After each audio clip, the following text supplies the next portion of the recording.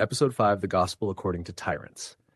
They preach poverty like holiness. They demand submission like it's salvation. When tyrants rise, they don't just use power, they preach with it. They don't wear crowns, they wear suits. They don't carry swords, they carry speeches.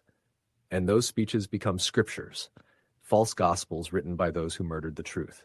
They say, endure. Suffering is part of nation building.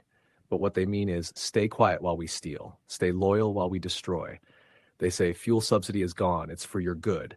But their convoys still stretch 10 jeeps deep, air-conditioned, escorted by hungry men with guns. They say, there's no money. But their children buy properties in Dubai before they turn 25. They say, pray for your leaders. But they legislate darkness and fund evil while quoting scriptures out of context.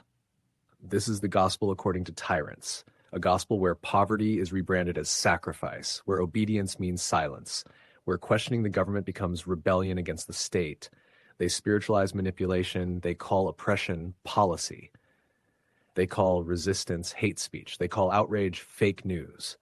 But the worst of it is this: they have built pulpits in politics. They've turned places of worship into branches of the regime.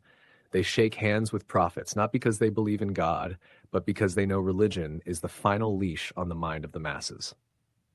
Tyrants love weak churches. They love loud prayers without action. They love fasts that change nothing. They love a gospel that says heaven is the reward while hell reigns on earth. They quote the Bible to justify injustice. They talk about unity while funding division. They call themselves fathers of the nation while burying their children in economic graves.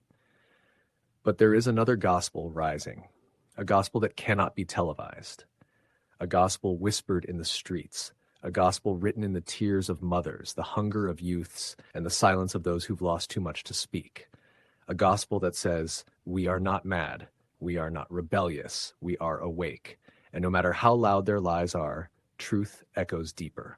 One day when the temples of tyranny fall, this gospel will stand, not because of media, not because of power, but because of memory. We remember. And that is how empires fall.